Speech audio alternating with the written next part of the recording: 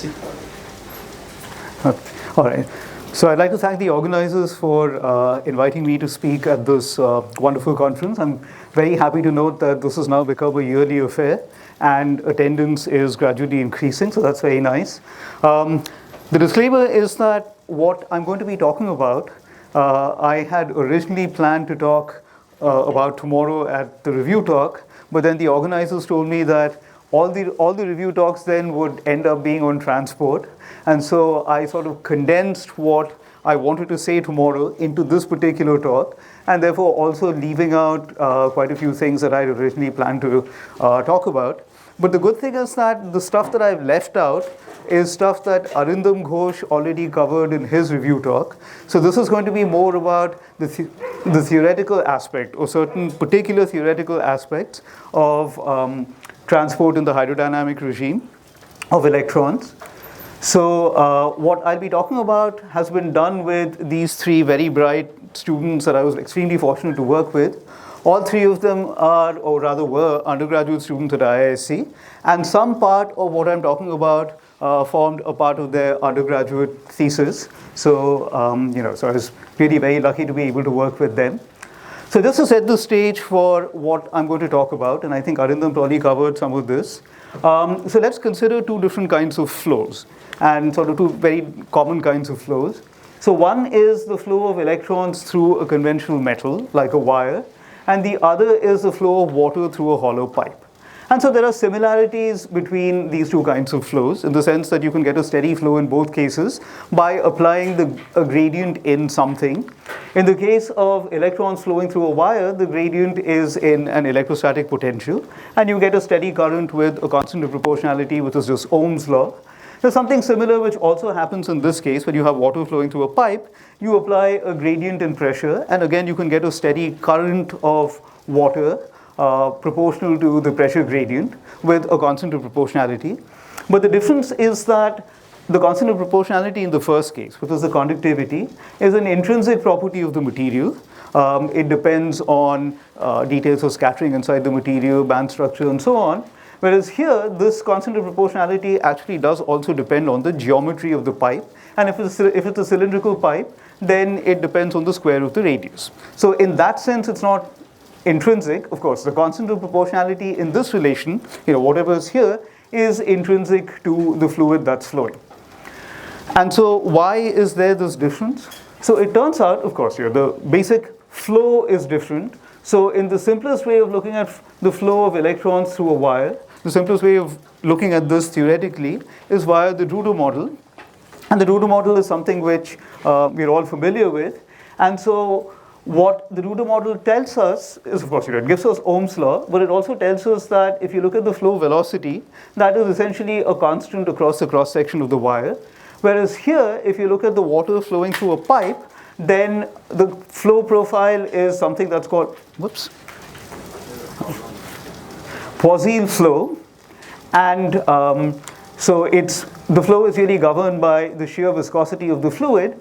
And importantly, if you look at the gradient of the velocity profile, it's actually not a constant.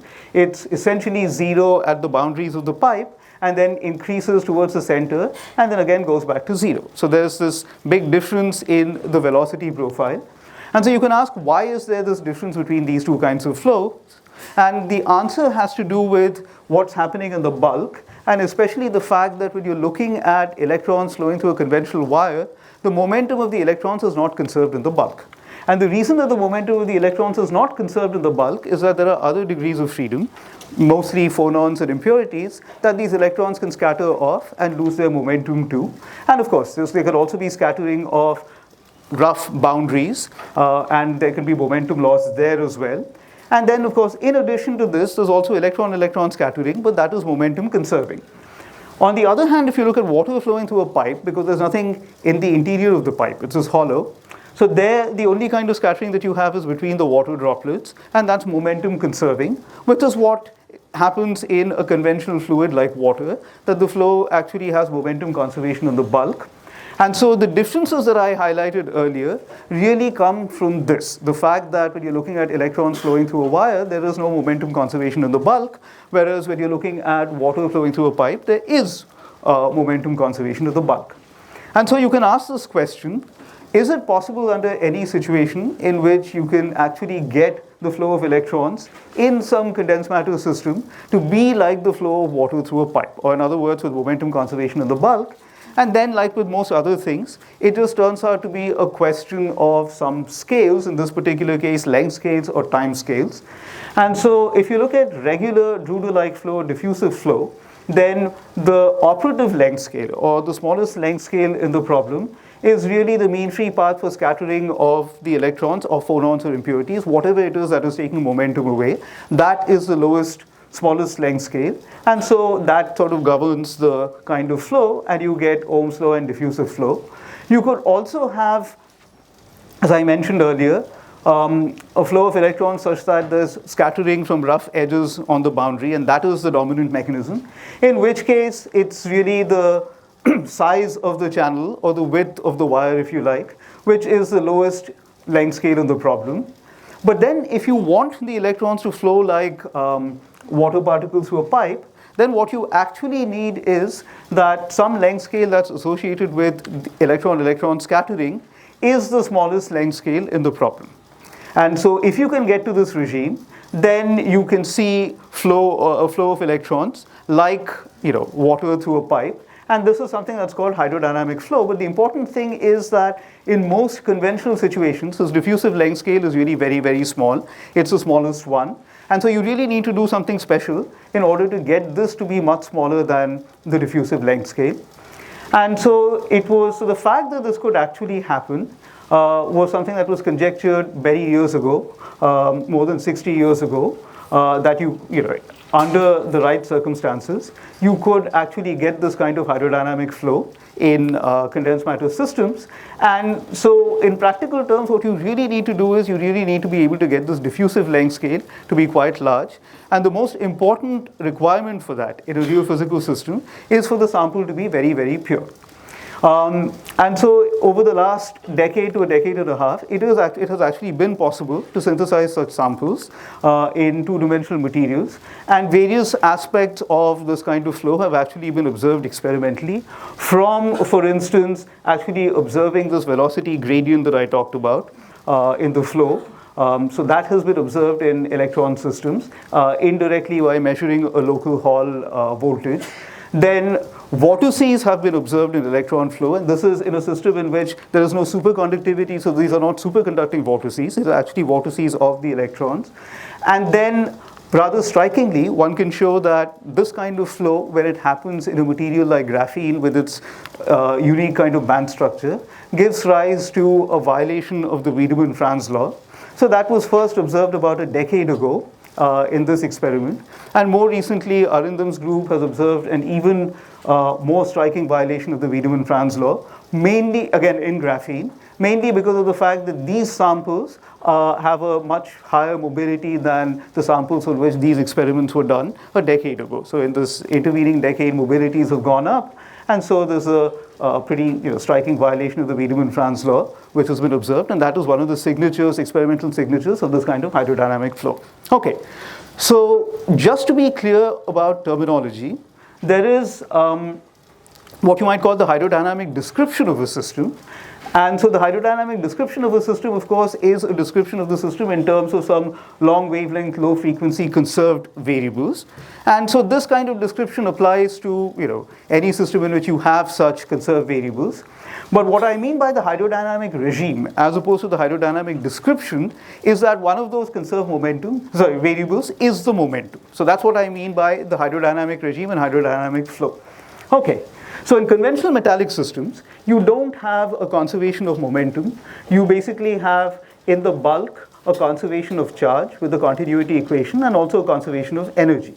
And so in that continuity equation, you have these currents. And it turns out that the currents in general have to be divided into two parts. One part which contributes to transport, and the other part which can actually arise from bulk, from diamagnetic currents, which circulate even in equilibrium, but don't contribute to transport. So if you have some sort of microscopic theory in which you're calculating total current density and you're interested in calculating only transport coefficients, then you have to be very careful in terms of subtracting out these magnetization currents.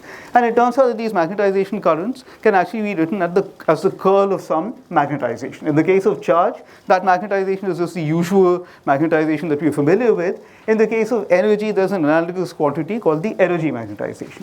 So basically, you have these circulating magnetization currents which have to be subtracted in any theory in which you only have access to the total currents. And it's only when you do that that you get the proper transport part of the current from which you can extract transport coefficients. Okay, and so again, when it comes to conventional metallic systems, if you look at linear response, and these are the kinds of equations that you'll find in a typical, sorry, did I just turn this thing off?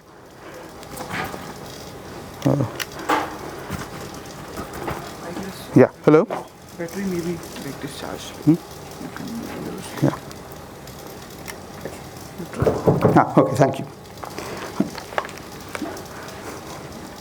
Okay, so you find this kind of linear response relation which relates the charge current and the heat current to gradients that you can apply, and typically these are gradients in the electrostatic potential and the temperature, and then there are these transport coefficients. This one, for instance, is the electrical conductivity tensor, this is the thermal conductivity tensor, and these two are what are called the Peltier conductivity tensors. And the reason that these are in the same color is that it turns out that there's a reciprocity relation between these, that these are not really independent of each other. Okay.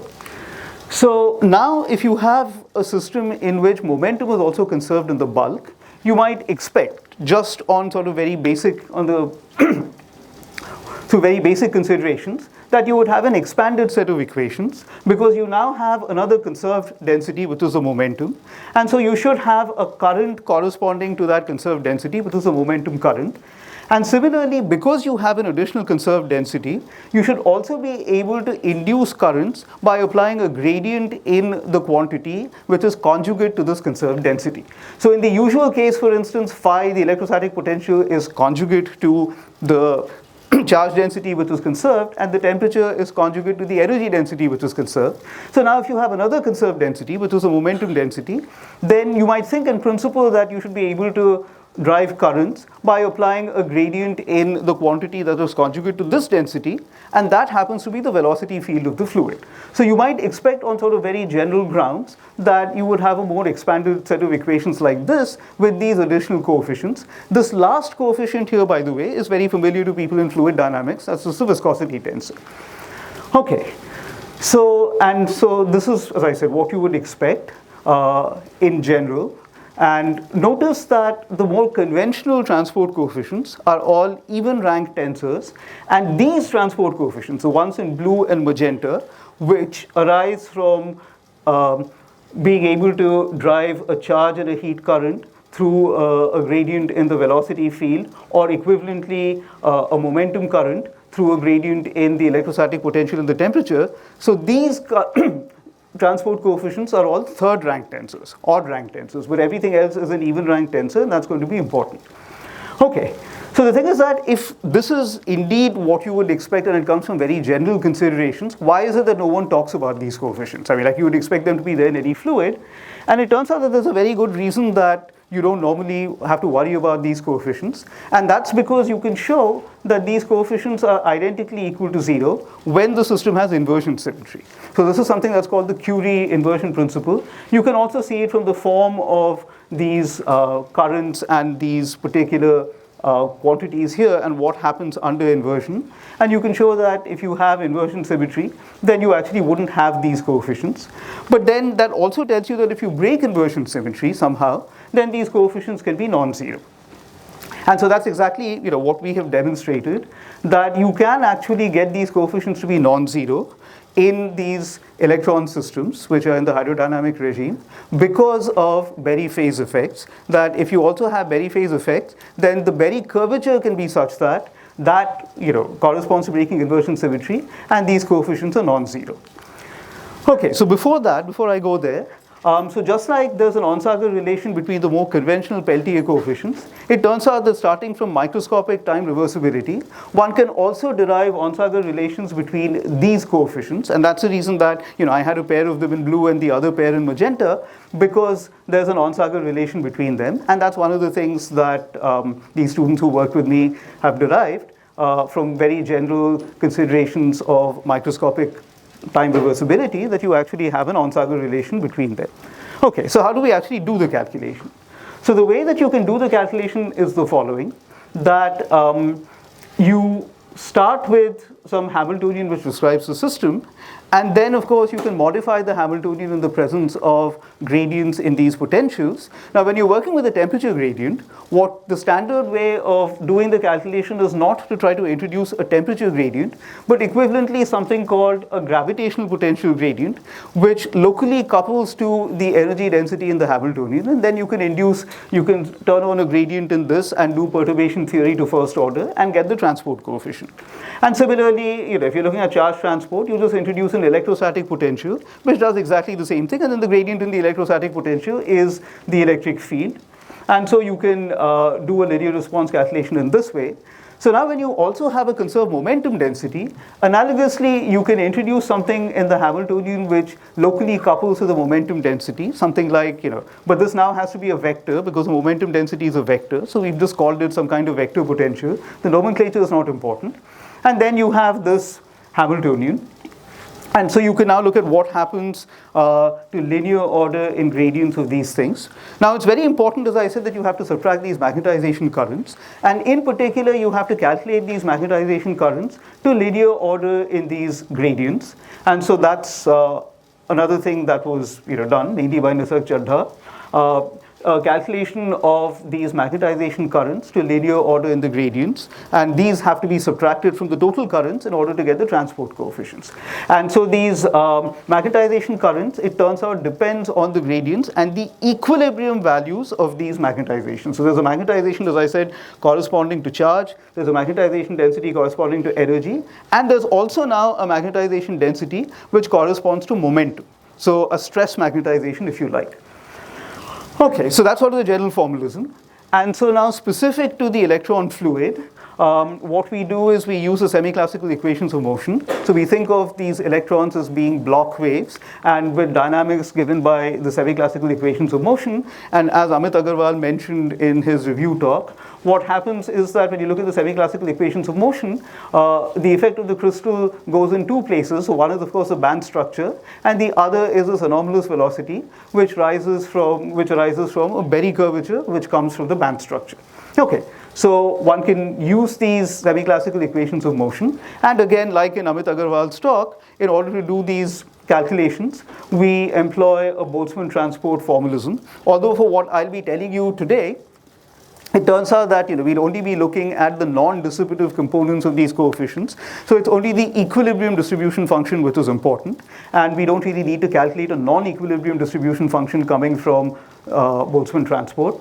Anyway, so that's the idea. So there's some distribution function now which has this form with some local temperature, local velocity field, and then one can calculate these current densities in terms of the corresponding conserved densities, define a heat current, and then do phase space integrals in order to calculate the total current densities, right?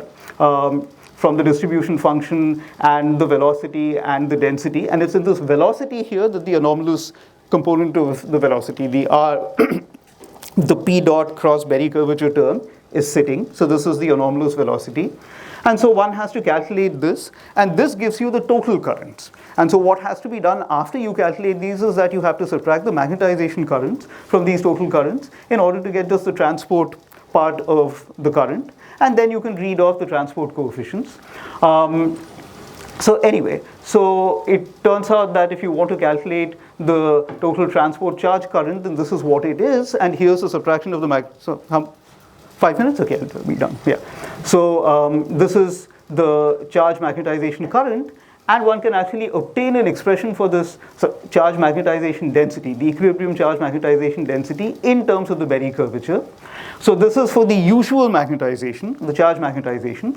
One can do something similar for the energy magnetization, and this was done by Archishma and Panigrahi, that one can again write down the energy magnetization in terms of this Berry curvature, and then do the corresponding subtraction from the energy current in order to get the transport part of the energy current, and then from these two you can get the transport part of the heat current. But the important thing is that because there's now also a momentum current, right? So there's a transport part of the momentum current which requires a subtraction of a momentum magnetization density. And so Nisarg Chadha derived the expression for that momentum magnetization density in terms of the Berry curvature. And so this is what it is. So one quick thing that I should note is that as far as charge and energy are concerned, if you want to get a non-zero charge and energy magnetization, you have to break time reversal symmetry. But if you want to get a non-zero stress magnetization or momentum magnetization, then it turns out that you actually have to break inversion symmetry and not time reversal symmetry. And of course, both kinds of situations can be captured by an appropriate Berry curvature. Okay, so anyway, so you turn the crank, you do the calculation, and then finally, these are the expressions that you get for these coefficients, these new coefficients, which are also called vortical coefficients, and you can see that these are integrals of the Berry curvature with momentum sitting at different places, integrated over momentum space. And the F0 that you have here is just the equilibrium distribution function, which tells you that this is a non-dissipative response. So just to make this more familiar, if I didn't have this Pj, and if I just had only an integral over the Berry curvature with this equilibrium distribution function, that's what you would have for the Hall conductivity. So this is basically the analog of the Hall conductivity, but for this particular coefficient, and similarly for the other ones. Okay, and you can also see that in order for these to be non-zero, you have to break spatial inversion, because under spatial inversion, this is the property that the Berry curvature has, and that would make all of these quantities equal to zero. So let me just skip the calculation for a microscopic model and just go straight to my last slide. So one thing, so the expressions that I showed you were for these coefficients that, these vortical coefficients that don't exist in regular fluids and require this breaking of inversion symmetry to be non-zero. Now one can also calculate the contribution of the Berry curvature to the viscosity tensor, which is what's been done by the third student, Anubhav Srivastav, and you can get an expression for the viscosity tensor in terms of the Berry curvature. Now one of the things which comes out of this, and actually even from what I told you earlier, is that if you now go ahead and calculate the stress tensor, the stress tensor turns out to be asymmetric. So normally in fluid dynamics, the second rank stress tensor is symmetric. Pi of ij is equal to pi of ji. And an asymmetry of the stress tensor can be shown to mean that there is no conservation of the angular momentum of the particles, the orbital angular momentum of the particles. And so this really is coming from the fact that the stress tensor is asymmetric and there's no conservation of the orbital angular momentum is coming from the fact that the wave packet that we've considered can itself have an intrinsic angular momentum due to the Berry curvature. And so what you would expect is that the total angular momentum, the orbital angular momentum of the wave packets and the intrinsic angular momentum of the wave packets because of the Berry curvature would be conserved. But if you're calculating something which relates only to the orbital angular momentum, then that would not be conserved, and consequently the stress tensor is asymmetric. Okay, so with that I'll end. So this is basically the summary. That we've looked at this particular aspect of transport in the hydrodynamic regime, where Berry phase effects are important, and you have these novel vortical coefficients, which are non-zero when you break inversion symmetry, and you can also calculate the viscosity tensor, and you can show that the stress tensor is not symmetric, and that has to do with an intrinsic angular momentum of the wave packet. Thank you. Questions? Yeah. A couple of comments. First, can you comment on where this might be observed? And second, does this seem these new vortical coefficients don't really seem to be related to hydrodynamic flow, right? They're quite independent of that. Sorry, it's related to what?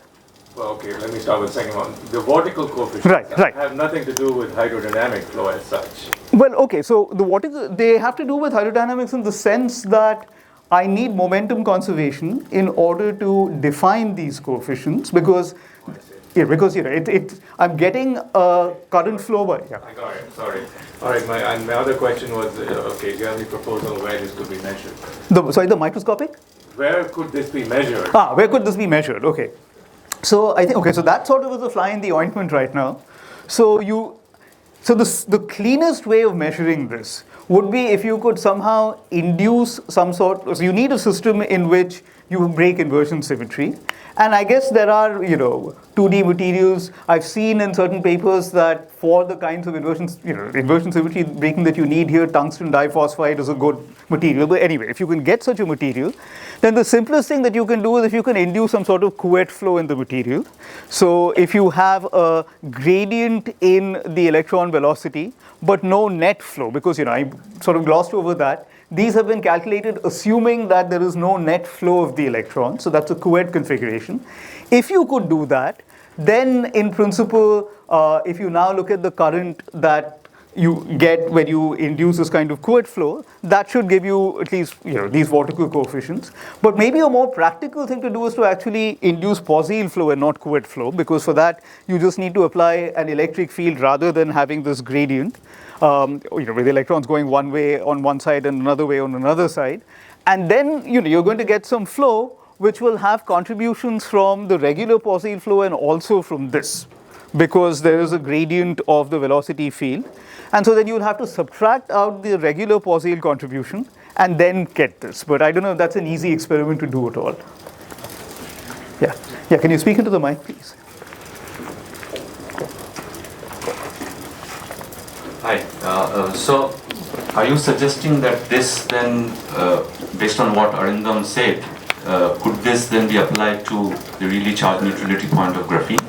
Well, so in graphene there is no Berry curvature because graphene has both inversion symmetry and time reversal symmetry. Let's say I break them through some you have a strained strain. graphene or something. Okay, so let's say you somehow, so typically of course what will happen is, if you try to break time reversal or inversion symmetry, you'll open a gap there. So the Dirac point is gone and you will have some gap.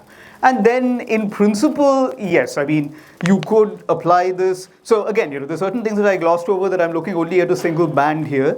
And you could in principle apply this thing to a single band. Right. But the question is, how large are any of these things going to be? And more importantly, that your sample has to be clean enough that you're in the hydrodynamic regime. So, right. The associated question was, because you need momentum conservation throughout, but then Umklapp scattering will also Good point. Okay.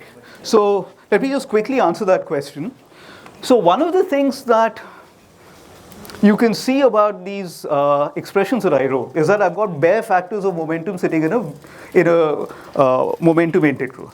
Now the thing is that if you try to integrate this over a whole closed filled band, for instance, or even if you're sensitive to the top of the band, then a relation like this doesn't really make sense because whatever is in the integrand should have the band periodicity. The bare momentum does not have the band periodicity, right? P is something which is not periodic in P. So here the big assumption in all of this is that you are neglecting Umklapp, that whatever you're doing this under is such that you're not sensitive to the existence of an edge of the band. Because the moment you have that, then of course again, your momentum scattering is gone. And with most treatments of hydrodynamics, that's what you basically assume, that you're safely away from band edges.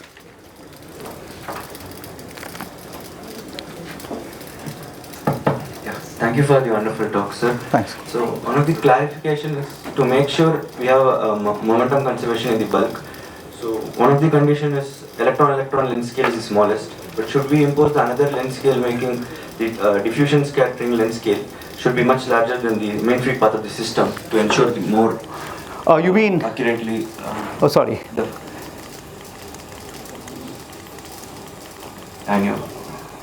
One of the Here. So you mean a relation between this and this, L diffusion and R should be in the middle. Well, I mean that's not really necessary because once you really are in this regime, then it doesn't matter. It doesn't matter whether your diffusive length scale is okay. So what will happen is the following: that Eventually, of course, there's going to be some momentum non-conservation. I mean, that's also the reason I wasn't there at Arindam's talk, that at the charge neutrality point, for instance, the Wiedemann-Franz law violation is not infinite. And then something is going to kick in, and that something has to do with the momentum non-conservation. Then depending on what the relation between these two things is, that will tell you what process it is that will ultimately give you the momentum non-conservation. So if you need any effect, right, which requires momentum non-conservation, which of these things is going to give you that will then depend on these two time scales. Oh, sorry, these two length scales, the relative sizes. Okay. Yeah, thanks. Thank the speaker.